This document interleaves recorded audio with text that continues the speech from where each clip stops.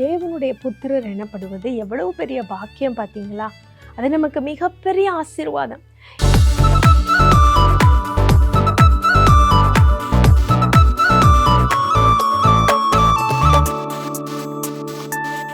இன்றைக்கு கர்த்தர் நமக்கு கொடுக்கிற வாக்குத்தத்தம் ரோமர் 8:14 எவர்கள் தேவனுடைய ஆவியினாலே நடத்தப்படுகிறார்களோ அவர்கள் தேவனுடைய புத்திரராய் இருக்கிறார்கள்.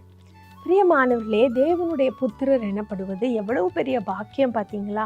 அது நமக்கு மிகப்பெரிய ஆசீர்வாதம். இந்த தேவனுடைய புத்திரர் என்று சொல்லும் பொழுது அதற்கு ஒரு கண்டிஷன் அல்லது ஒரு குவாலிஃபிகேஷன், எலிஜிபிலிட்டி நமக்கு தேவைப்படுது, ஒரு தகுதி தேவைப்படுது. அது என்ன தகுதி?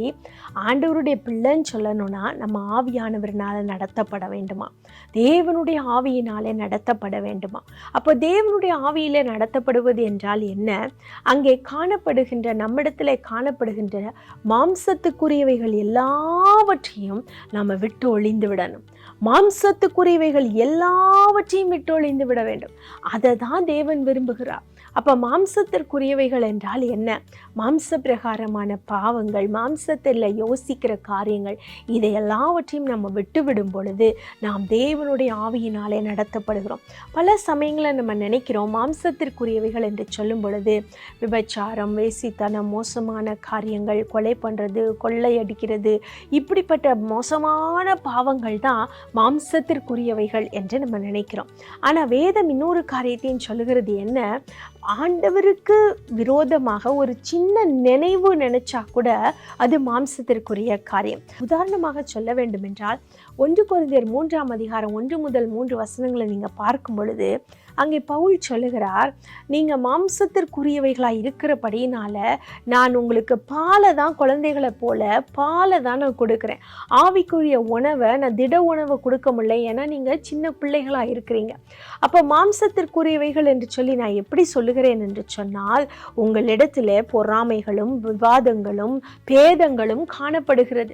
நீங்கள் அதனால மாம்சத்திற்குரியவைகள், நான் அப்பல்லோவை சார்ந்தவன், நான் பேதுருவை சார்ந்தவன், நான் பவுலை சார்ந்தவன் என்று நீங்கள் சொல்லுகிறீர்கள். ஆகவே நீங்கள் மாம்சத்திற்குரியவைகள் என்று சொல்லுகிறான். பிரியமானவர்களே, இதெல்லாம் ஒரு உதாரணம். எதற்காக நான் சொல்லுகிறேன் என்றால், அங்கே அந்த இடத்துல பொறாமை, விவாதம், பேதம் என்று சொல்லும் பொழுது அந்த 1 கொரிந்தியர் 3:1-3 நீங்கள் வாசிக்கும் பொழுது அதுவே மாம்சத்திற்குரியவைகள்னா அப்போ நம்மிடத்தில் அவைகள்லாம் இருக்குதா? நிச்சயமாக இருக்கிறது. பொறாமைகள் இருக்கிறது, பொய் இருக்கிறது, கபடு இருக்கிறது, சூது இருக்கிறது, வாதங்கள் இருக்கிறது, நான் சொல்லுவது தான் சரி என்று சொல்லி பல நேரங்களில் நம்ம போராடுகிறோம் இல்லையா?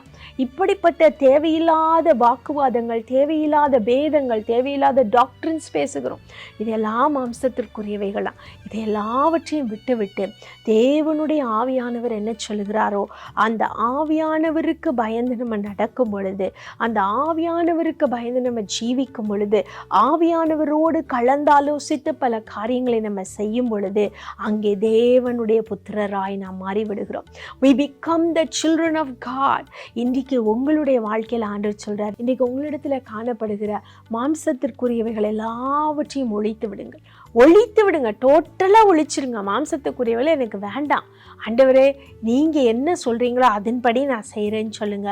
தேவனுடைய ஆவியானவர் உங்கள் மத்தியில் இடைப்பட்டு உங்களை அவருடைய புத்திரராய் நடத்துவார். நம்ம ஜெபிப்போமா? அன்புள்ள ஏசப்பா, ஆண்டவரே, இன்றைக்கு நீங்கள் கொடுத்த வாக்குத்தத்தத்திற்காய் ஸ்தோத்திரம். நாங்கள் தேவனுடைய புத்திரராய் மாறுவதற்கு எங்களை நீங்கள் பக்குவப்படுத்துங்கப்பா. எங்களுக்கு நீங்கள் உதவி செய்யுங்க ஆண்டவரே. ஒவ்வொரு நாளும் தேவையில்லாத மாம்ச பிரகாரமான காரியங்களை விட்டு ஒழிவதற்கு, விட்டு நாங்கள் செல்லுவதற்கு நீர் எங்களுக்கு மிகப்பெரிய பலனை கொடுத்துருளுங்கப்பா. ஆவிக்குரிய பலனை உம்முடைய பிள்ளைகளுக்கு தாங்க ஆண்டவரே. மாம்சத்திற்குரிய காரியங்கள் எல்லாவற்றையும் ஒழித்து விடுவதற்கு நீங்கள் ஆவிக்குரிய பலனை கொடுங்கப்பா. பலனை கொடுங்க, ஒவ்வொரு நாளும் கொடுங்க இயேசு சுவாமி, ஒவ்வொரு நாளும் கொடுங்கப்பா. உங்களால் முடியாத காரியம் ஒன்றுமில்லை. ஒவ்வொரு நாளும் பிள்ளைகளை திடப்படுத்துங்க, ஒவ்வொரு நாளும் பிள்ளைகளை ஆசீர்வதிங்க, ஒவ்வொரு நாளும் பிள்ளைகள் உம்முடைய புத்திரராய் நடப்பதற்கு பல காரியங்களை நீங்க சொல்லி கொடுத்துருளுங்கப்பா, சொல்லி கொடுத்துருளுங்க. நீர் அப்படி செய்து அவர்களை நடத்தும். இயேசுவின் நாமத்தில் ஜெபிக்கிறோம் நல்ல பிதாவே, ஆமென்.